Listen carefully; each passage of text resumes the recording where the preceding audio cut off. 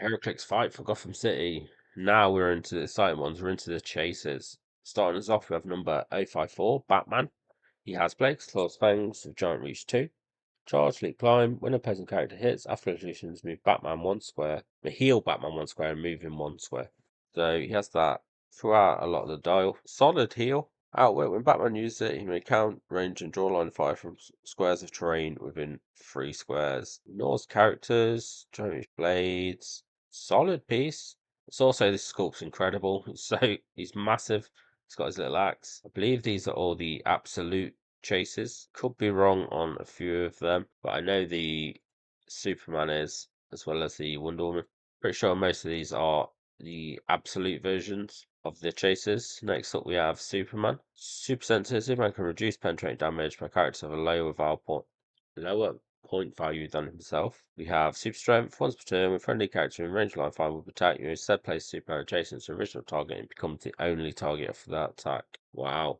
And then later on, he's got Pulse Wave, but deals 3 instead of 1. I mean, it is on his last 2 clicks, and he doesn't have any stops. I sort of wish this had stop in there as well. It'd make this piece very good. But as it is, it's decent. Can reduce penetrating, I guess, if they're lower with Impervious. And then Super Sensors. Honestly, 170 points, I wanted a bit more. I don't think he's going to see any play at 170, maybe at 90. But even then, Wonder Woman, this is a very cool sculpt. She's got a massive sword next to her. When Wonder Woman hits, action totals +1 this turn. Does that stack with leadership? I'm guessing it would. So you could have 5 characters in a standard 300-point game. So not bad. Giant Reach 4. When Wonder Woman attacks, the highest point opposing character damage, her attacks can't be evaded, and damage dealt is penetrating. Ooh. Stop, shape change, Colossal, and 3 targets. That is there on the 6th click. Solid piece. Prob on the start as well with 13 attack. Amazon's also been doing pretty well in this set with the equipments. We will get to them soon, but they're in the Vault Booster, which I believe she will equip for free. Next up, we have Flash. One of my favourites in the set, just because it has, where is it? At the beginning of the game, generate a Grodd bystander. Look at that, that's adorable.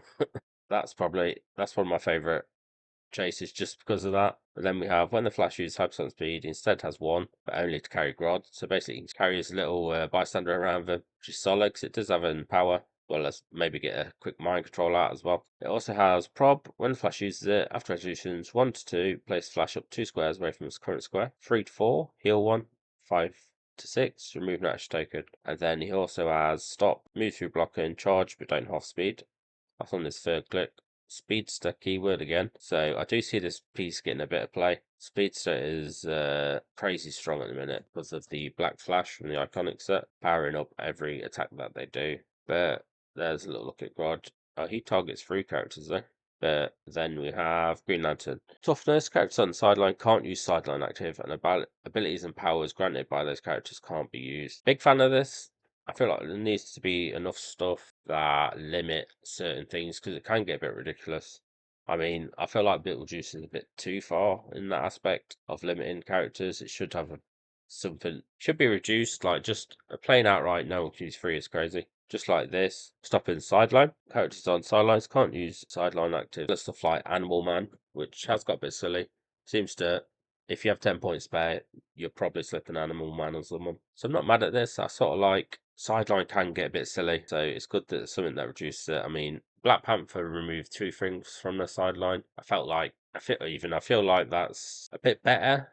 Well, not better, but I feel like that's a bit more balanced of a thing. Then again, with nothing else doing that, that was overused as well. All I'm saying is there's a middle ground for this. Like, no, just you can't do this. It should be you can't do this if this. You know, it should have some sort of balance. There's some stuff like this. But anyway, as Pulse Wave, or she even. Yep, Pulse Wave, when Green Lantern uses it, she may choose to only target characters along a single direct line of fire. If she does, she deals 2 damage instead. Solid. I like that. It throws out like a beam instead of a like more general hits everyone around you. It'd be a lot easier to just hit the opposing characters as well.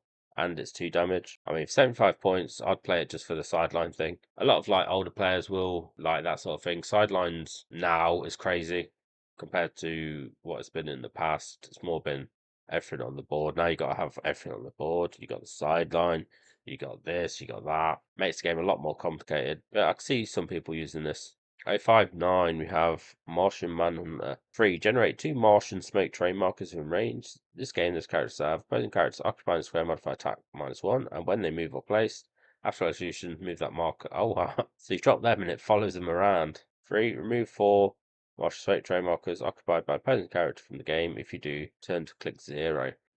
Oh, wow. So wherever you are, you go to click 0 in 2 turns just from generating these, as long as they're not destroyed. And on click 0, you have Outwit Prob and Power Cosmic or Cosmic Energy. If it's your turn, Martian has Giant. Opposing characters can't use Protected Outwit or Safeguard Outwit. Also, Stealth 3, place Martian Manhunter or adjacent friendly character to a square up to 2 squares away of Martian Manhunter.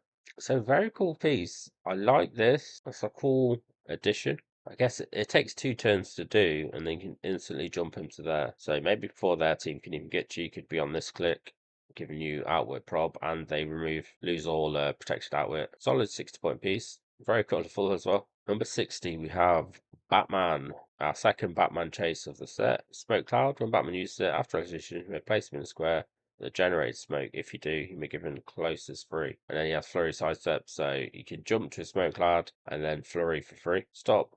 Comment reflexes. When this click is first revealed, immediately generate 3 smoke train markers, then place Batman 2 squares away from its current square. Really like this. This is going to be a piece I'm going to be looking for. 2 stop clicks on there for 75 points. Very solid. It's got a way to move around as well as a free flurry. Okay, so these last few chases, I believe they all have a smoke cloud special. Yeah, Jake does as well. I was going to say that. So these were sort of like the Sinister Syndicate.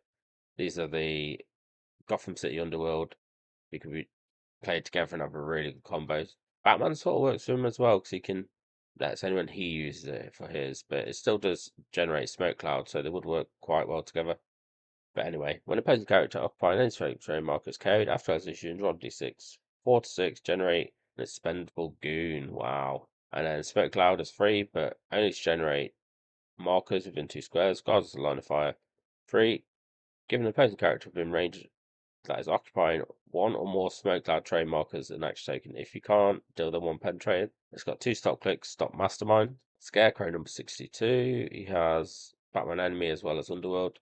Smoke cloud 3. Scarecrow can target opposing characters occupying any smoke train markers in range, regardless of line of fire.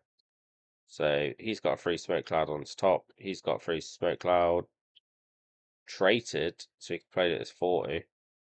He has, no, don't have another line. He only has 70 even. So he does have 2 options to be played out. He then has opposing characters occupying smoke markers, can't use leadership, willpower, and can't positively modify the combats. Mastermind, once per turn, and when Scarecrow uses it, he may choose an opposing character, other than the attacker occupying any smoke train within range to become the target, even if they would be an illegal target. So you can mastermind an attack onto your own team. This smoke cloud stuff is really strong. We've still got one left to look at. They're the play home kits. So last but not least, we have Talia al Ghul, which is Underworld. Then has smoke cloud 3. If friendly character with assassin keyword occupies any smoke marker, modify attack +1. Do you have any assassins? No, so that doesn't combo with these as well. Then it has leadership sidestep. When 1 or more opposing characters' range would be removed from the game. Before moving them, Talia Ghul may generate a non-prime, non-unique standard character with assassin keyword of 25 points or less in that square. Wow. Battle Fury. When Talia Ghul hits a single opposing character, modify damage +1 for each action check on target. If that character is carried, score 10 points. So as a chase set, solid. There's definitely a bit of synergy here with the smoke cloud. And then I believe up here is the absolute chases. We then have I feel like this is going to be a very expensive chase. So solid, bit of everything. Honestly, if I had to pick my favorites, I would say Flash, Green Lantern, and the Smoke Batman. What are your favorite from the set so far? And I will see you in the next one.